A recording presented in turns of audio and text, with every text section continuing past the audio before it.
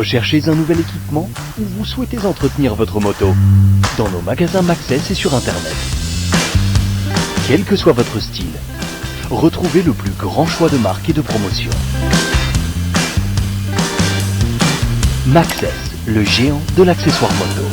Pour ce championnat Ultimate Cup moto, les pilotes sont prêts à en découdre. Bonjour à ceux qui nous suivent et qui étaient sur notre live, puisqu'il y a quelques instants c'était la course des Ultimate 600. Place maintenant à la catégorie supérieure, donc avec 42 pilotes engagés sur cette grille de départ. Bertrand et Mathieu reviendront plus en détail sur l'ordre de départ. Les conditions météo, elles n'ont pas spécialement évolué, donc les pilotes ont pu rouler ce matin et récolter les bonnes données pour ce départ. Bertrand, Mathieu, je vous laisse aux commentaires pour cette catégorie Challenger 1000 et puis moi je vous retrouve à la fin pour essayer d'interviewer le vainqueur de cette course.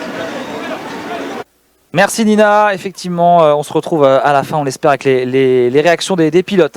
Ce sont les premières courses, il y a beaucoup d'enjeux dès les premiers tours de piste et donc on espère vous retrouver tout à l'heure avec les arrivées sur le podium final. Mathieu, les pilotes sont sur leur tour de formation, ça y est, c'est parti, les 42 pilotes Challenger 1000 vont aller s'installer sur cette grille de départ, effectuer leur tour de chauffe et on partira donc ensuite pour 15 tours. Là aussi c'est le grand début de la saison 2023, des nouveaux, des anciens, voilà, beaucoup de pilotes engagés, beaucoup bien de spectacles à venir, là aussi on l'imagine en Challenger 1000. Effectivement, comme vous l'avez dit Bertrand, des nouveaux, des anciens. Alors si on parle des anciens, mais on va parler notamment de Pierre Gélas qui revient dans cette catégorie. Si on parle de nouveaux, on peut parler entre autres de Rémi Chapelier. Donc voilà, il y en a plein d'autres, mais on est aussi pris par le temps. On partira, comme vous l'avez annoncé, Bertrand, pour 15 tours, soit 55,9 km sur le tracé du Paul Ricard. Le tour de formation vient d'être effectué. Bertrand, je vous propose de faire un petit point sur la grille de départ. On va commencer avec Julien. Alors, on est en Challenger 1000, donc Julien Remet, numéro 49, qui s'élancera de la pole position devant Thomas Poirier, le 89, et Olivier Bouy, le numéro 19. En deuxième ligne, on va retrouver Pierre Rigolo, Johan Picard et Nicolas Michaud.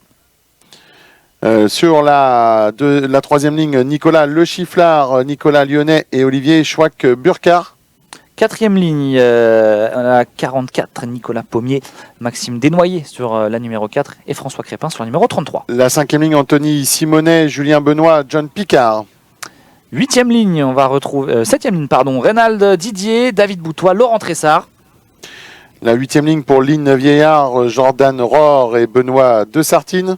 Neuvième ligne, le 34, Loïc Sester, le 154, Anthony Caldo et le 414, Cyril Gorge. La dixième ligne pour Kevin Joly, le 93, Sylvain Gaucherand, numéro 56, mais je n'ai pas vu si Sylvain était sur la piste, et David Moreau. On va retrouver en 11e ligne le 91, Pierre-Michel Gilardi, le 29, Baptiste Alési, et le 14, Arnaud Deschberry. La 12e ligne pour Jacques Baer, Christophe Lemoing et Joanne Verscher.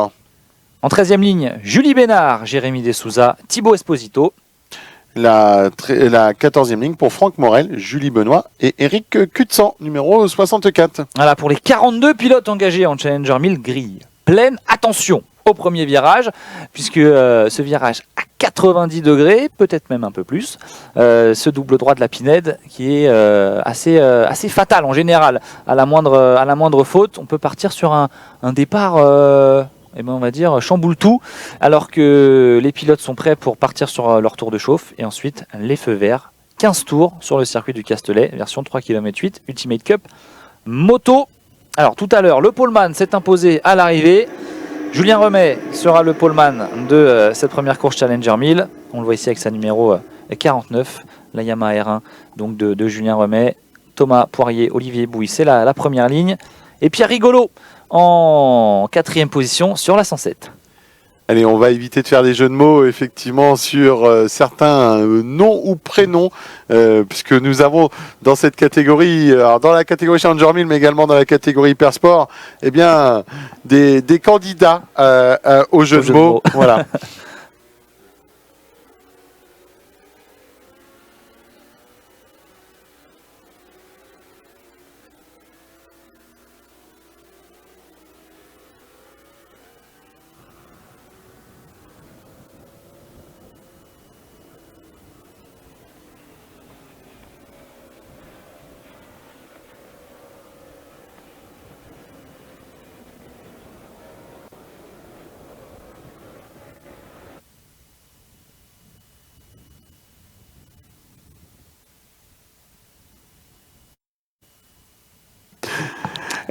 Allez, on laisse nos pilotes finir leur tour de chauffe, hein, Bertrand.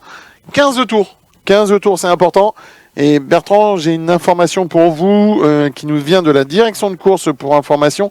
Pour la course Hypersport, nous partirons pour 16 tours. Hein, pour l'Hypersport à suivre, 16 tours. Donc ça veut dire que sur chaque catégorie, eh bien, on prend un tour de plus. 14 pour le Challenger, pour l'Ultimate 600, 15 pour la Challenger 1000 et 16 pour l'Hypersport. Voilà, ça c'est effectivement intéressant d'avoir ce nombre de tours à effectuer dans chaque catégorie. 16 tours en hypersport, là aussi, hein, ça va être du sport, puisque 16 tours sur le circuit du Castellet, lancé à pleine vitesse sur un circuit qui commence à être ensoleillé de plus en plus. Voilà, un petit peu plus de chaleur en ce milieu d'après-midi. 16h et bientôt 5 minutes, c'est-à-dire l'heure du départ pour la première course Challenger 1000 de la saison. Voilà, les pilotes viennent se placer à leur position sur la grille de départ. On rappelle, Remet, Poirier, Bouy, c'est la première ligne. En deuxième ligne, Pierre Rigolo, Johan Picard, Nicolas Michaud, qui vont être à l'affût pour prendre le meilleur dès le départ. Départ toujours un moment très important. Il faut s'élancer correctement à pleine vitesse, car on peut perdre gros comme gagner gros également sur cette phase de départ. Voilà, drapeau vert en fond de grille, vous l'avez vu, et le départ qui va être donné dans quelques secondes. Allez, c'est parti. Première course Challenger 1000 de la saison Ultimate Cup Moto 2023. Allez, on voit Julien Remet qui a pris un mauvais départ, j'ai l'impression, le numéro 49. J'ai l'impression que c'est Johan Picard, 144. Johan Picard, 144 qui... Oula, ça a l'air, ça écarte un petit peu, mais pour moi c'est Johan Picard hein, qui a pris le meilleur départ, Bertrand. Si vous arrivez à avoir une vision d'un, vous voyez, c'est un 144, ouais, c'est bien ça, Johan Picard. Incroyable départ, hein, Johan Picard qui s'est lancé en 5e place sur la grille et qui est désormais leader à la sortie de la chicane. Et il me semble reconnaître Nicolas Michaud en deuxième position, une Ducati, la Ducati Nicolas Michaud, numéro 5, qui lui s'est lancé de la 6e position. Eh bien, clairement, fallait être sur la deuxième ligne pour virer en tête sur ce premier double droit. Ah, on l'avait annoncé, les pilotes de la deuxième ligne à l'affût, ils l'ont été et ça a payé. En tout cas, pour Johan Picard et Nicolas Michaud, Pierre Rigolo, il va falloir le retrouver également pour savoir s'il a réussi à suivre le bon wagon et rentrer dans le top 3. Effectivement, Julien Remet, un petit peu victime lui de ce départ en Challenger 1000. Allez, on arrive dans le virage de Bandor, l'entrée dans la courbe du Garlaban. La sortie de la courbe du Garlaban ici, hein, on est dans le virage numéro 9, le virage du lac, puis le virage du pont. Donc on a un pilote qui s'est un petit peu défait devant. Eh bien, c'est Johan Picard. Hein. Quel départ de la 144. Allez, derrière, on va en savoir un petit peu plus. Là, voilà, accélération, attention, avec ses 1000 cm3.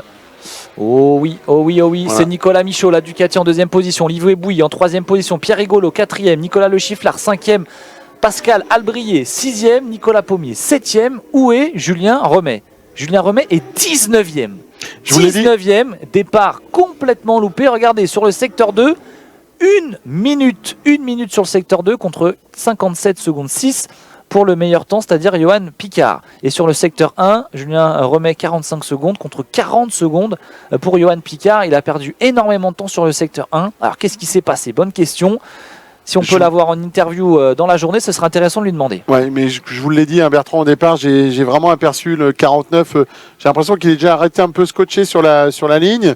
Sur le premier secteur, il pointe avec 5 secondes de retard par rapport à ses poursuivants directs sur la grille. Donc, vraiment un très, très, très mauvais départ pour Julien Remet, effectivement, le poleman.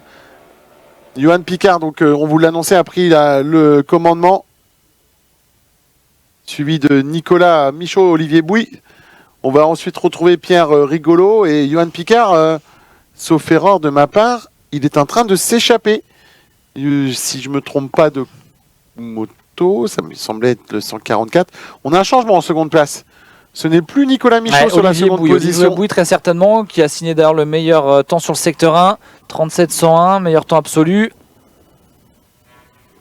Et oui, effectivement, Johan Picard qui s'échappe. Et derrière, eh bien, c'est une Yamaha de Olivier Bouy qui prend la seconde position. Olivier Bouy, on va surtout s'intéresser au niveau de la 9e place, puisque Olivier Schwarberkard a signé le meilleur temps sur ce tour, une 35-295.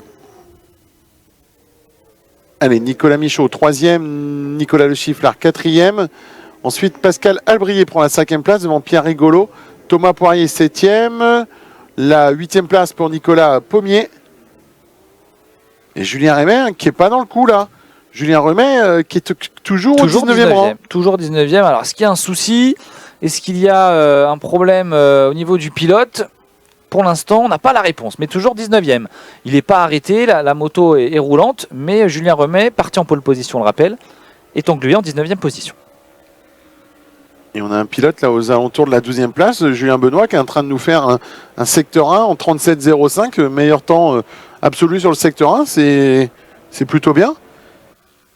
Et on va faire un point dans ce championnat Challenger 1000. Il y a plusieurs catégories. La catégorie Gentleman, on a beaucoup de pilotes engagés.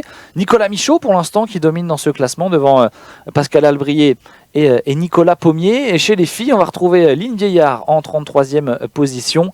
On va retrouver Julie Bénard, 36e. Et Julie Benoît.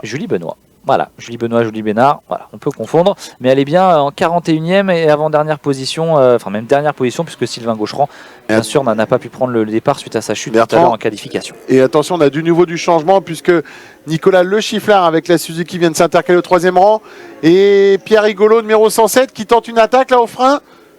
Ah, et la réalisation qui ne suit pas malheureusement, et voilà, et bien Pierre Rigolo qui prend la seconde place. Pierre Rigolo qui vient de gagner 2 places, hein, Bertrand, sur ce freinage. Pierre Rigolo qui vient de prendre les 2 places et qui rentre maintenant dans la chicane.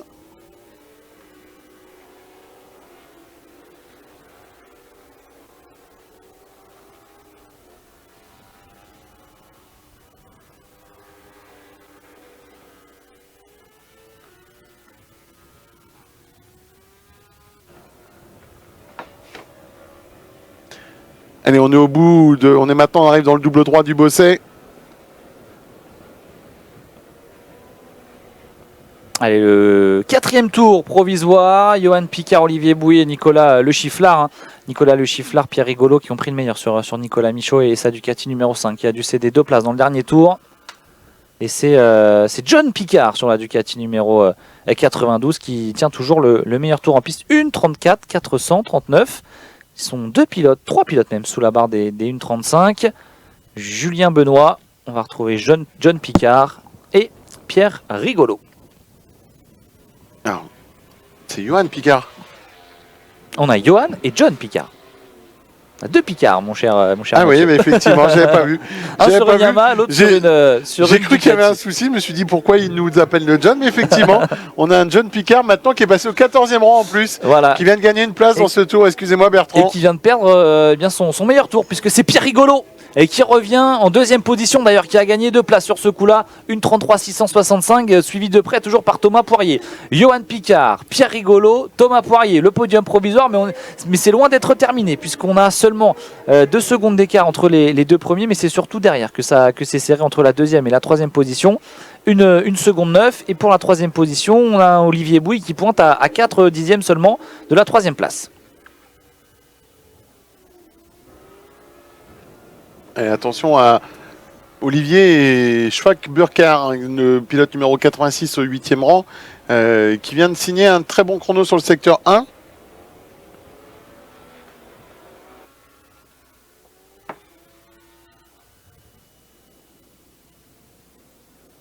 Allez, le 5e tour. Et c'est toujours Johan Picard devant avec cet écart conséquent, plus de 2 secondes. Il est vraiment à l'abri pour un petit moment maintenant dans cette course. Il reste tout de même 11 tours à effectuer avant le drapeau à damier. Allez, Olivier Schwarzbukart qui signe le meilleur temps absolu sur le secteur 1 maintenant. Il avait tout à l'heure signé le meilleur tour en piste en début de course sur la Yamaha numéro 86 qui remonte petit à petit, 8e position maintenant. Retour des leaders avec Johan Picard, Pierre Rigolo. 2 secondes 3 d'écart entre les 2 hommes de tête. 2 secondes 2 entre Pierre Rigolo et Thomas Poirier pour la 2e et 3e position.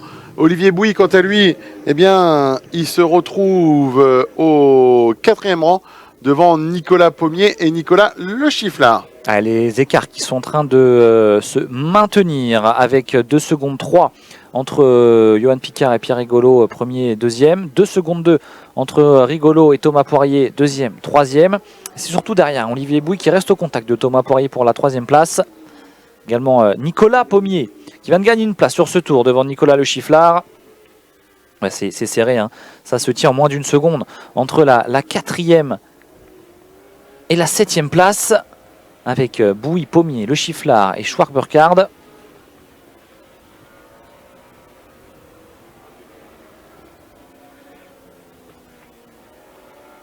Allez, les 10 derniers tours. Les 10 derniers tours. Pierre Rigolo qui vient de signer le meilleur temps sur le secteur 1. Pierre Rigolo qui entre en ce moment même dans la courbe du Garlaban. Va-t-il réussir à faire trembler devant Johan Picard, rattraper quelques dixièmes de seconde et qui pourrait eh bien, donner un indice sur sa vitesse et potentiellement une attaque prochaine avant la fin de cette course sur Johan Picard qui n'est pas à l'abri de faire une faute non plus et de voir Pierre Rigolo revenir derrière lui. Alors, on voit ici Pierre Rigolo qui revient, qui enchaîne les tours rapides et qui vient signer le meilleur tour en piste.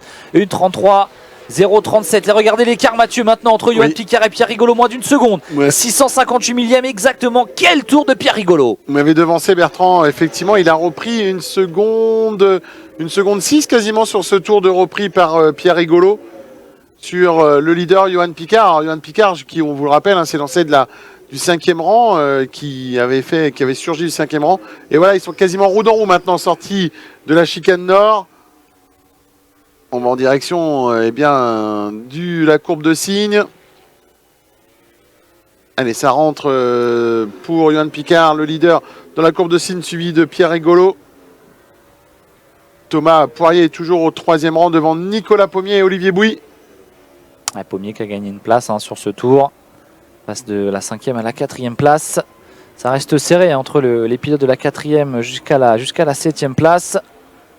La moindre erreur là pourrait faire gagner ou perdre beaucoup de place pour ces 4-là. Allez, on reste avec devant Johan Picard. Toujours leader, mais ça revient fort derrière avec Pierre Rigolo qui vient lever l'avant dans l'accélération à l'entrée de la courbe du Garlaban. Alors maintenant, il faut être fin stratège, pas faire n'importe quoi pour Pierre Rigolo. La vitesse, il l'a, il est plus rapide que Johan Picard. Attention, peut-être tout de suite l'attaque. Voilà, il vient montrer sa roue avant au pilote de la 144 pour aller chercher peut-être le bluff, le mental. Ou l'accélération, là aussi, ça revient fort. Pierre Rigolo, il arrive à trouver une vitesse sensationnelle sur sa R1 numéro 107 et Johan Picard qui va céder. Johan Picard qui va céder au bout de la ligne droite. Quel rythme de Pierre Rigolo qui est en train de mettre un coup de massue à Johan Picard. Ce qui est même impressionnant, c'est que sur l'entrée de la ligne droite des stands, il s'arrête complètement quasiment parce qu'il tente de passer à l'intérieur et Johan Picard forcément ferme la porte et est sur la bonne trajectoire. Donc Johan Picard, lui, il est sur une trajectoire lancée. Pierre Rigolo, il est quasiment arrêté et finalement, c'est lui qui fait le meilleur dans la ligne droite. Et en plus, au frein, il freine quand même beaucoup plus tard que Johan Picard. Donc bravo à Pierre Rigolo pour ce qu'il vient de réaliser. Il s'empare du commandement à l'entame du 8e tour. Johan Picard qui semblait intouchable il y a 2 tours est désormais 2e.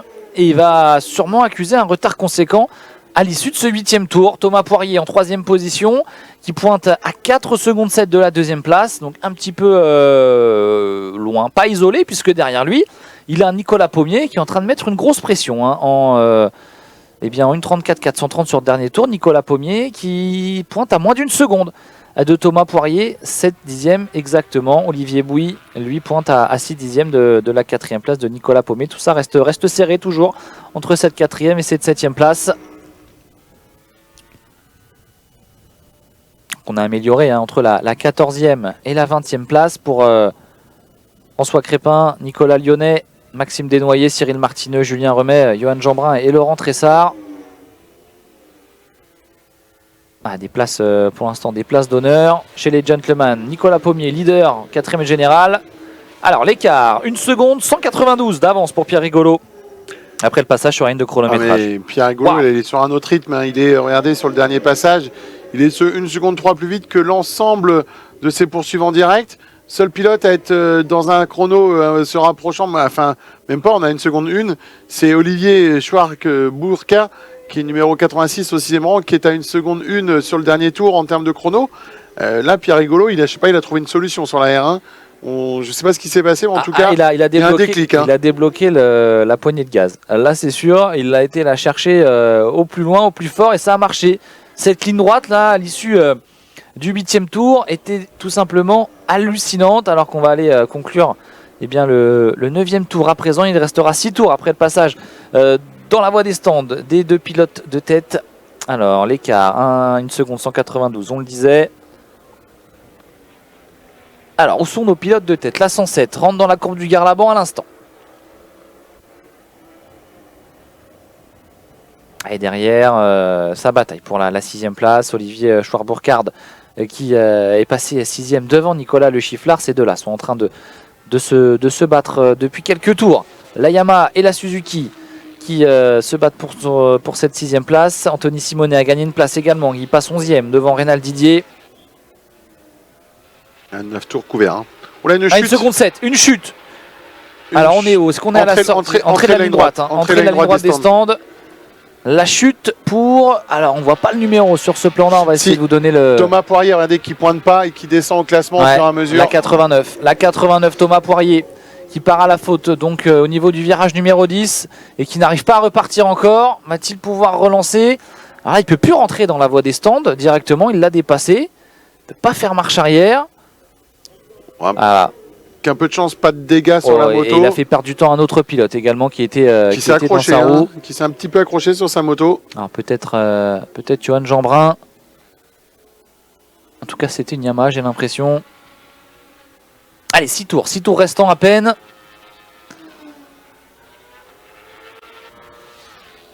Thomas Poirier, il partait bien, 2e sur la grille de départ en première ligne. Il avait réalisé une première moitié de course plus qu'honorable. Et là, cette chute qui vient détruire complètement ses espoirs de podium. Johan Jeanbrun dans la voie des stands également. Et Johan Jeanbrun dans la voie des stands, est-ce que c'est lié à cet accrochage? Pas certain. Non, je pense pas, parce qu'on n'a pas fait, ils n'ont pas fait le tour là encore. Hein. Donc non, je pense que c'est autre chose pour Johan Jeanbrun. Alors maintenant, que s'est-il passé alors que Pierre Rigolo... Vous voyez, Pierre Rigolo revient seulement, donc on n'a pas encore fait le tour. Le petit coup d'œil derrière l'épaule pour regarder où se trouve Johan Picard. Il est loin, on va surveiller l'écart.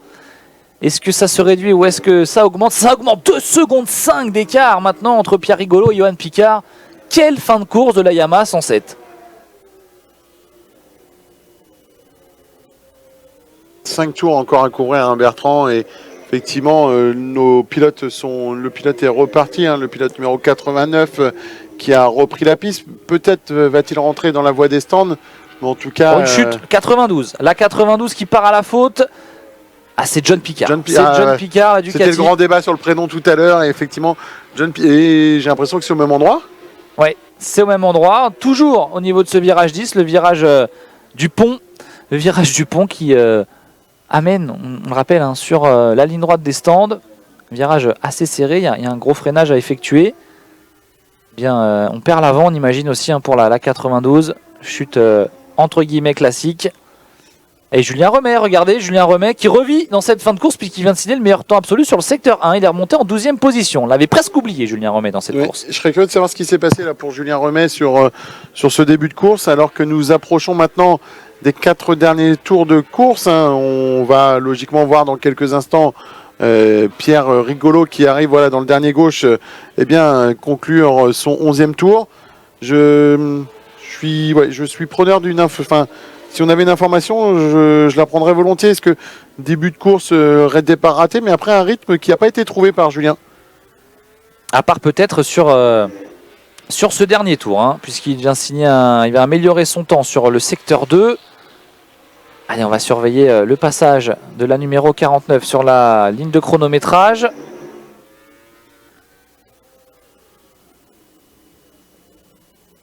Oh, attention. Où est Pierre Rigolo? Oh, chute Pierre du Rigolo. 107. Pierre Rigolo qui chute. On nous annonce pilote OK, mais ça veut dire que il est parti à la faute dans le... Attendez, Johan Picard qui sort de la chicane nord. Alors soit il est sorti, c'est dans le double droit de la Pinède. Il est sorti au bout de la ligne droite. En revanche, on a aussi une chute dans la courbe de signe, hein, puisque c'est pas normal qu'on ait un drapeau jaune alors que Johan Picard arrive seulement dedans. Donc il y a une double chute sur ce tracé. Et puis je pense qu'il nous manque une information là sur la terrible. courbe de signe. C'était Pierre Rigolo qui menait cette course avec un rythme effréné, qui part à la faute tout seul. On l'imagine aussi sur cette course. On n'a pas eu les images, on n'a pas encore les informations. En tout cas, il a chuté et c'en est terminé pour Pierre Rigolo dans cette course. Et bien décidément, il s'en est passé des choses depuis le début de cette course.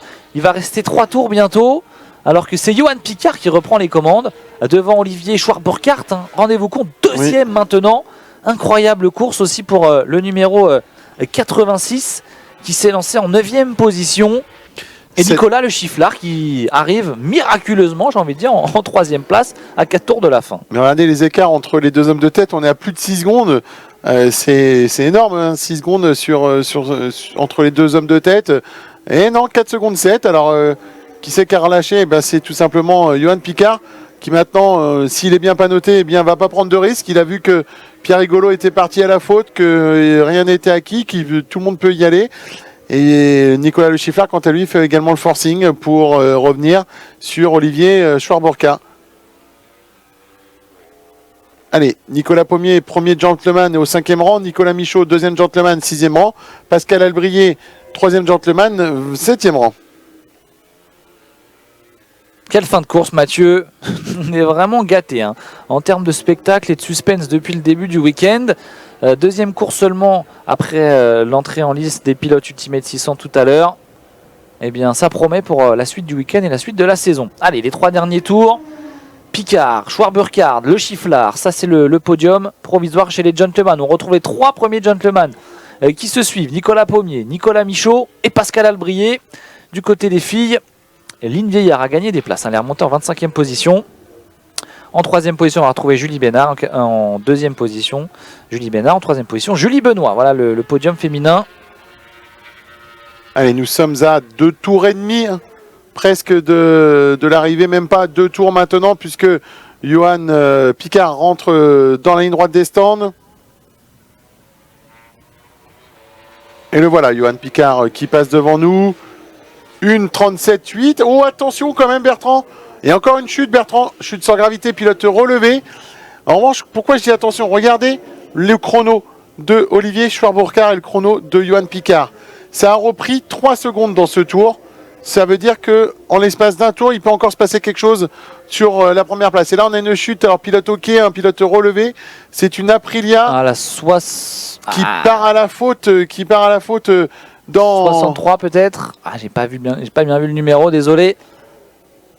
Non, c'est pas la 63 non. Parce que c'est une Aprilia qui est partie à la faute. Le pilote, il est OK, il fait signe. C'est soit la 55, soit la 34. Johan Verscher ou Loïc Sester.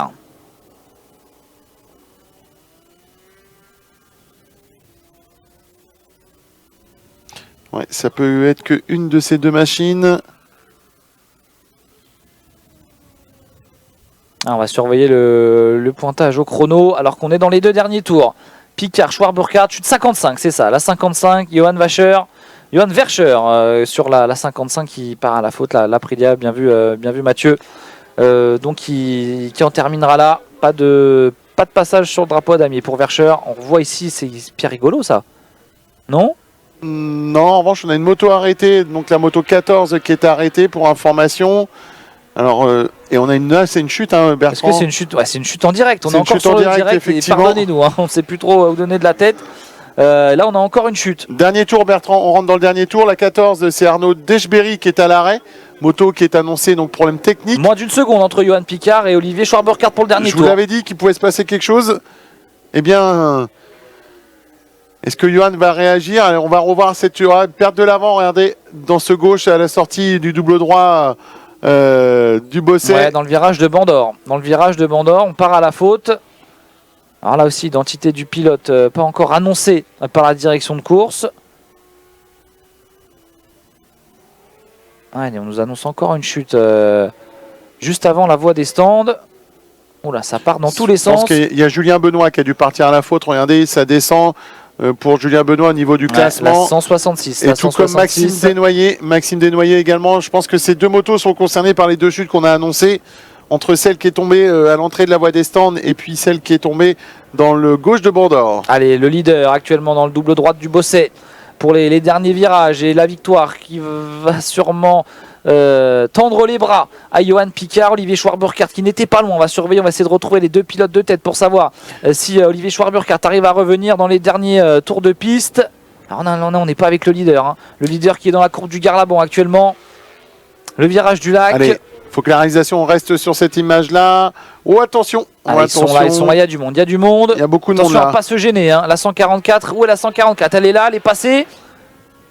La 86, qui est passée devant? Là, c'était compliqué. Oh, c'est Nicolas Le Chifflard. Incroyable. Nicolas Le Chifflard qui est avec la numéro Suzuki. 8, on l'avait oublié. Nicolas Le Chifflard. Suzuki qui s'empare de la victoire de la Suzuki numéro 8 devant Olivier Schwarz-Burkhardt qui malheureusement a fait le travail de revenir. Et c'est Johan Picard là, qui perd gros sur ce dernier virage. Hein. Ça s'est joué sur le dernier virage. Olivier Bouy numéro 19, 4e devant Julien Remet. Julien Remet, le poleman, revenu au 5e rang, suivi de Nicolas Pommier, Pascal Albrier et Nicolas Michaud. Incroyable course, Nicolas Le Chifflard sur la Suzuki numéro 8 qui crée une surprise incroyable à l'arrivée en passant de la 3e à la première place, quasiment dans le dernier virage. Hein. Il y a eu du monde, il y avait du trafic, et bien ça a été le plus rapide à passer au milieu de tout ça et à sortir leader du virage du pont qui est le dernier virage de ce tracé Paul Ricard avant d'aller s'offrir la victoire sous le drapeau à damier. Olivier Schwarz-Burkhardt reste 2e et c'est Johan Picard le grand perdant de ce dernier tour, lui qui passe de la 1re à la 3e place. Et beaucoup de casse hein, dans cette première bataille de la saison. John Picard, Johan Jeanbrun, Pierre Rigolo, Johan Verscher qui sont partis à la faute. On peut rajouter apparemment aussi Arnaud Deschberry, Maxime Desnoyers, Julien Benoît. Tous ces pilotes-là n'ont a priori pas fini la course. Je sais pas, a priori, il y en a beaucoup hein, qu'on. Non, mais c'est certain. Je regardais les écarts, voilà, jusqu'à Eric Kouchad, on a passé le drapeau à damier derrière. Eh bien, on a 7 pilotes qui ont chuté et pourtant à des endroits différents à chaque fois, quasiment. Alors quelques chutes hein, au niveau du virage du pont, juste avant la ligne droite des stands. On a une chute au niveau du double droit de la Pinède. On a eu des chutes également au niveau du Bosset et de Pandore. Quelle course. Ça promet pour la suite. On espère qu'en tout cas que tous les pilotes vont bien. Tous les pilotes semblaient et ont été annoncés relevés. Fin de cette première course Challenger 1000. La victoire de Nicolas Le Chifflard devant Olivier Schwarz-Burkhardt et Johan Picard. Allez, peut-être une réaction à l'arrivée avec le grand vainqueur de cette course sur la moto numéro 8 qu'on voit ici à l'image. Nina Prognon, notre pit reporter. N'hésitez pas à intervenir, à aller tendre votre micro à Nicolas Le Chifflard pour qu'il nous explique un petit peu ce qui s'est passé. Nina, quand vous voulez. Au courant. Nicolas n'était pas au courant qu'il avait terminé premier de la course. Il l'a su en arrivant juste ici. Vous êtes parti 7e, je crois, de mémoire. 7e, ouais. Voilà, et vous vous retrouvez vainqueur. Quelle surprise. Vainqueur, déjà, je suis étonné parce que il me semblait qu'il y avait quelqu'un devant moi. Donc, où je l'ai passé, j'en sais rien. Je pense qu'on est revenu sur les retardataires. Ça a été beaucoup compliqué. Je savais qu'il y avait quelqu'un à mon cul. Je me disais, putain, faut pas lâcher. Et je suis content. Pour une première, c'est une satisfaction. Quand on fait de la moto, je pense qu'il y a du sacrifice. Et d'être sur le podium, c'est toujours satisfaisant. Et je dédie la victoire à mes sponsors et puis à ceux qui me suivent et puis ceux qui acceptent, ma femme. Voilà, c'est cool. Merci, félicitations à vous et puis on se retrouve plus tard. Merci beaucoup. Incroyable la réaction de Nicolas Le Chifflard. Il n'était même pas au courant. On va répondre pour savoir où il a passé. Tout simplement dans le dernier virage à droite, il a fait les freins aux 2 pilotes qui étaient devant lui. Alors il y avait du trafic, je pense qu'il ne savait pas qui était qui. Je pense qu'il a confondu les pilotes qui étaient devant lui avec les pilotes retardataires. Et tout simplement à cet endroit-là, il a fait les freins et il est passé. Quelle victoire de Nicolas Le Chifflard, la première de la saison 2023 en Challenger 1000 devant Olivier Schwarz-Burkhardt et Johan Picard. Voilà le podium en Challenger 1000. Eh bien, si on a le temps, on va nous le dire à la réalisation, de regarder le résumé de cette course Challenger 1000 avant de marquer une petite pause et de se retrouver très vite pour le départ de la course Hypersport. Allez, c'est parti pour ce résumé justement. Allez, le départ, on rappelle un départ...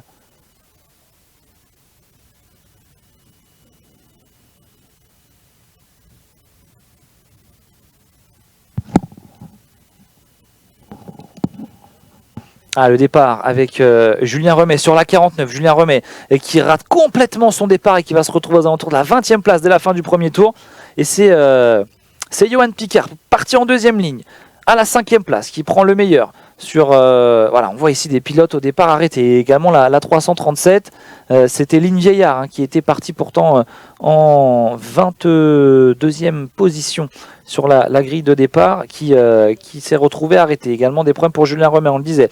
Du coup, devant, c'est Johan Picard qui prend les commandes de la course au début sur la Yamaha numéro 144. Mais on va revoir surtout le retour incroyable de Pierre Rigolo qui a été dans la discussion jusqu'au 10e, 12e tour. Allez, on le voit ici, Pierre Rigolo qui a essayé une première fois de montrer l'avant de sa moto à Johan Picard et puis décidément il a dit au bout de la ligne droite, allez, cette fois j'y vais, ça passe. Pierre Rigolo qui a pris clairement les devants et qui va ensuite continuer de créer un écart conséquent avec Johan Picard. Il va partir à la faute et puis on a eu plusieurs chutes, notamment celle-ci de la numéro 92, John Picard, on a Johan Jeanbrun qui est parti à la faute également, Julien Benoît, Maxime Desnoyers, Arnaud Deschberry, Johan Verscher, bref, et Pierre Rigolo qui part à la faute et qui va laisser Johan Picard en tête. On se dit que ça y est, Johan Picard va s'envoler vers la victoire, mais non, puisqu'Olivier Schwarz-Burkhardt était à moins d'une seconde avant le dernier tour, on se dit peut-être que Olivier Schwarz-Burkhardt peut aller chercher la victoire, et on a oublié cet homme, Nicolas Le Chifflard, qui était 3e et qui dans le dernier virage vient faire... les freins et passer devant tout le monde et s'imposer. Donc victoire de la Suzuki numéro 8 devant la Yamaha 86 et Johan Picard sur la Yamaha numéro 144. Bref, une course assez exceptionnelle. Allons, on marque une pause, on se retrouve dans quelques instants pour le départ de la course Hypersport. A tout de suite.